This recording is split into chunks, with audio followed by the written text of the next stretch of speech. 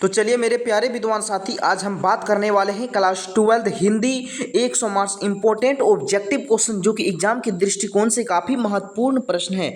तो चलिए, पहला नंबर क्वेश्चन आपके सामने स्क्रीन पर आ चुका है। हिंदी साहित्य का सूर्य किसे कहते हैं? तो हिंदी साहित्य का जो सूर्य है आपका, वह सूरदास को कहा जाता है। Option number A right answer हो जाएगा। आपको हम बता दें, सूरदास के द्वारा पद लिखा है और सूरदास का जन्म कहाँ पर हुआ था? तो दिल्ली में हुआ था। और इसका जन्म कब हुआ था? 1478 में हुआ था। और मृत्यु कब हुआ था बाबू? 1583 ईस्वी में हुआ था। ये भी आपको ध्यान में रखना है। चलिए नेक्स्ट क्वेश्चन की हम लोग अगर बात करते हैं, अगला क्वेश्चन आपके सामने विलोम शब्द, इसमें आपका बुक प्लस ग्रामर दोनों का महत्वपूर्ण प्रश्न आपको मिलेगा। अगला प्रश्न कह रहा है, संध्या का विलोम शब्द क्या होता है? तो आपको पता होगा, संध्या का मतलब शाम होता है। शाम का उल्टा सुबह, जिसको हम लोग प्रातः कहते हैं। ऑप्शन नंबर यहाँ पर बी राइट आंसर हो जाएगा। प्रातः बी इज राइट आंसर हो जाएगा। नेक्स्ट क्वेश्चन की हम लोग बात करते हैं। अगला क्वेश्चन कह रहा है, आदान का विपरीतार्थक शब्द क्या होता है? तो आदान का प्रदान होता है। Option number A is right answer हो जाएगा। आदान प्रदान होता है। ठीक है, चलिए नेक्स्ट क्वेश्चन, आस्तिक नास्तिक होता है।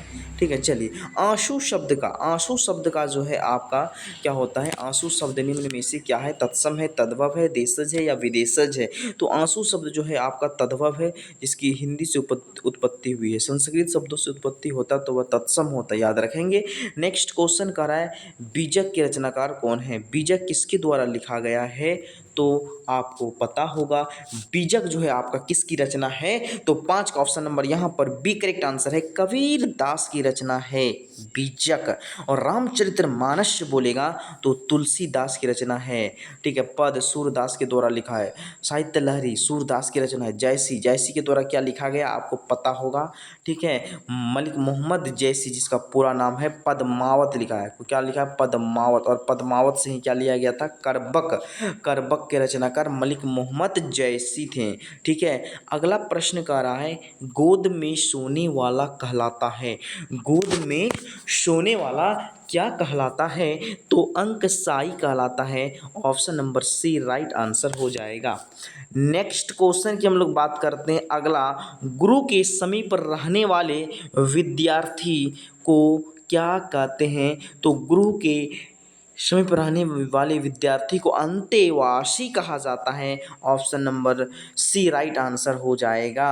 और गुरु के घर में ही जो ज्ञान प्राप्त करता है उसको ब्रह्मचर्य वर्ग का पालन करता है। ठीक है, अगला प्रश्न कह रहा है, भूषण। ठीक है, भूषण के द्वारा कविता लिखा गया है। ठीक है, और भूषण कौन सा कविता लिखा है? तो कविता किसके द्वारा लिखा गया है? भूषण के द्वारा लिखा गया है। तो 8 नंबर क्वेश्चन आप लोग ध्यान देंगे। ठीक है, तो कह रहा है, भूषण की कविता में कौन सा रस पाया जाता है? वीर रस पाया जाता है, क्योंकि वीरता के बारे में बताया गया है, इसीलिए इसमें कौन सा रस पाया जाता है? वीर रस पाया जाता है। और एक क्वेश्चन आप लोग कमेंट करके हमें जल्दी से बताएंगे, सभी लोग बताएंगे कि संधि के कितने भेद होते हैं, तब हमें पता चलेगा कि आप लोग जवाब देते हैं या फिर आप लोग पूरा वीडियो देखते हैं। ठीक है, और जब तक आप पूरा वीडियो नहीं देखेंगे तो आपको जो है तैयारी, ठीक है, बढ़िया नहीं हो पाएगी आपकी तैयारी। चलिए अगला प्रश्न कह रहा है, अनल शब्द का पर्यायवाची शब्द क्या होता है? तो अनल शब्द का पर्यायवाची शब्द होता है बाबू आग। अनल का मतलब होता है आग। Option number A right answer हो जाएगा। क्या हो जाएगा बाबू? आग हो जाएगा। नेक्स्ट प्रश्न की हम लोग बात करते हैं, आयुष्मान शब्द का पर्यायवाची शब्द क्या होता है? आयुष्मान शब्द का पर्यायवाची शब्द जो है वह क्या होता है? वह होता है चिरंजीव। Option number C right answer हो जाएगा, चिरंजीव। नेक्स्ट क्वेश्चन की हम लोग बात करते हैं, मैं असहाय विवश विवश बैठी ही रही उठ गया छौना मेरा। यह पंक्ति किस शीर्षक कविता से है? यह पंक्ति जो है आपका पुत्र वियोग से लिया गया है, और इसमें पुत्र की वेदना को प्रकट करता है। एक माँ के लिए दुख का घड़ी वही है जो कि वह अपने सामने से एक असामयिक मृत्यु हो जाता है उनका बेटा का, जो कि समय के अनुकूल नहीं होता है। ठीक है, और इसमें माँ को काफ़ी तकलीफ होती है। वह दुख के माध्यम से एक कविता लिखती है, जिस कविता का नाम है पुत्र वियोग, और इस कविता में वह शोक गीत गाते हैं। ठीक है, सुविद्रा कुमारी चौहान। अगला प्रश्न कह रहा है वाक्य के आवश्यक अंग हैं, तो वाक्य के आवश्यक अंग दो होते हैं। ऑप्शन नंबर बी राइट हो जाएगा। नेक्स्ट क्वेश्चन, बातचीत शीर्षक आपको पता होगा बातचीत किसके द्वारा लिखा गया है। अगर बातचीत होगा तो भटर भटर करेगा, भट भट भट भट भट बाल कृष्ण भट्ट।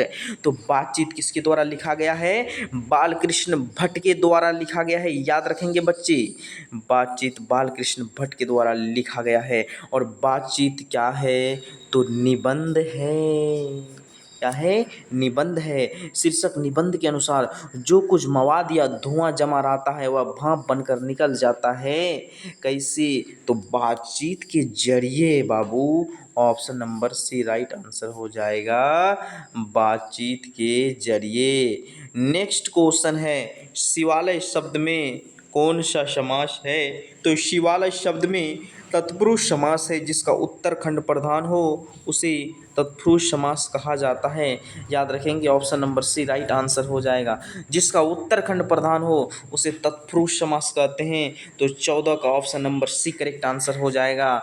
नेक्स्ट क्वेश्चन, अगला क्वेश्चन कह रहा है तीर्थ यात्रा शब्द में कौन सा समास है। तो तत्पुरुष समास है। तीर्थ यात्रा किसके लिए यात्रा जी, तीर्थ यात्रा, तीर्थ के लिए यात्रा। राजपुत्र किसका पुत्र, राजा का पुत्र। देवकन्या, राजपुत्र, राजकुमार, चिड़ीमार, ये सब में कौन सा समास है, आपका तत्पुरुष समास है। Option number C right answer हो जाएगा बाबू, तत्पुरुष समास हो जाएगा। ठीक है, option number C correct answer है।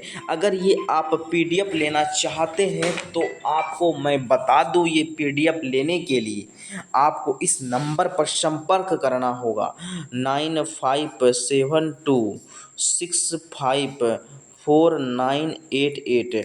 आप अपना नाम और ज़िला का नाम लिख के हमें मैसेज कर देंगे, आपको पीडीएफ मिल जाएगा। बिल्कुल फ्री में पीडीएफ मिलेगा, ठीक है।